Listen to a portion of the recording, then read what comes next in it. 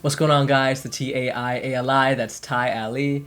First off, I'd like to start off by saying happy Air Max Day to all my sneakerheads out there. And today's video is going to be about the NBA trade deadline that passed yesterday. I'm going to be talking about some of the more significant and less significant trades that happened, and kind of just recapping all of the moves that teams made yesterday before the trade deadline ended. So to start off the video, I'm going to be talking about LaMarcus Aldridge and Andre Drummond becoming the top buyout candidates in the league. Which in turn will make them unrestricted free agents. So I think any team that has good defense and good rebounding should nab LaMarcus Aldridge, because he's like an automatic at least 15 plus points per game. And Andre Drummond would be a great addition to the Raptors. Raptors, if you're listening, grab Andre Drummond while you can, please, and thank you. So the first trade I'll be talking about is the Golden State Warriors trading Brad Wanamaker and Marquise Chris. The Warriors send Wanamaker to the Hornets and Marquise Chris to the Spurs. Next, the Boston Celtics trade Daniel Tice to the Bulls for Mo Wagner. I'm not really sure what the thought process is there, because Tice kind of fits in well with their system. But maybe Mo Wagner will provide better rebounding, maybe better defense. Next up, the Pelicans trade JJ Redick and Nicolo Melli to the Mavericks for James Johnson, Wes Iwundu, and a second-round pick. And next up, one of the more blockbuster trades of the trade deadline that I feel like didn't make as much noise as it should have, but Houston trades Victor Oladipo to the Miami Heat for a sack of potatoes. A sack of potatoes. Or, Avery Bradley, Kelly Olynyk, and a pick swap, but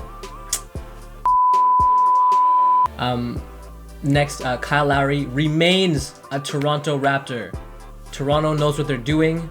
I think giving up Kyle Lowry at this point in the Raptors season just wouldn't be a great look. I think if the Raptors really try and get their together, I think they can make an 8th seed. I think they could just barely make an 8th seed. If you know me, I'm a Raptors fan, and I don't like to see the Raptors go out like this, but I don't think any trade that they can make for Kyle Lowry at this point in the season would take them to 8th seed. I think they should stick with the squad that they have, and that'll get the job done. Along with Kyle Lowry staying on the Raptors, Lonzo Ball remains a Pelican, and I think that's good that they keep him, because I think trading away Lonzo, who's the starting point guard, would mess up the chemistry too much. And if they want to succeed and make the playoffs, and they should keep their core tight. They got a nice young core in Zion and Ingram, so as long as that stays intact, I think they could make a run to the playoffs, to the 8th seed. The Raptors trade Terrence Davis to the Kings for a second rounder. Next, the LA Clippers trade Lemon Pepper Lou to Atlanta for Rajon Rondo. Lemon Pepper Lou gets to go back to his home state of Georgia and have as many of those wings as he wants.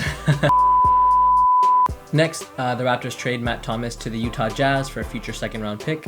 Next up is a massive 3-team trade involving George Hill, where George Hill gets sent to the Philadelphia 76ers. The Thunder get Tony Bradley, Austin Rivers, and some future second-rounders. And lastly, the Knicks get Terrence Ferguson. Next up, the Sacramento Kings trade Bielitsa to the Heat for Mo Harkless. And one of the bigger trades, the Raptors trade Norman Powell to the Portland Trailblazers for Gary Trent Jr. and Rodney Hood. I think the Raptors made a good move here, because Norman Powell is probably playing the best basketball of his career right now. His stock is rising, so trade him now while he's hot. I think the Blazers could make great use of Norman Powell, and the Raptors could make great use of Gary Trent. Where Lowry lacks, or Van Vliet maybe doesn't play as well, I think Gary Trent will make up for that just fine. So I think this trade works out well for both teams. I think the Raptors may have won the trade by a smidge, but Norman Powell will do good work for the Blazers off the bench for sure. And next up, one of the more bigger trades, Orlando Magic trade Air Gordon. They trade Gordon to the Nuggets for Gary Harris, RJ Hampton, and some picks.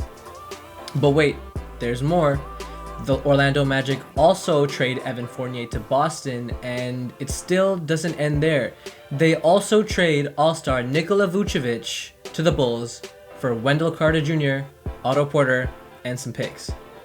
Now, I'm not too sure what Orlando's doing, trading away their entire core. Obviously, it seems like they're doing a bit of a rebuild. So Orlando is going into serious rebuild mode, basically giving everybody away. I think Vucevic will do great on the Bulls. Zach LaVine finally has some help in Vucevic.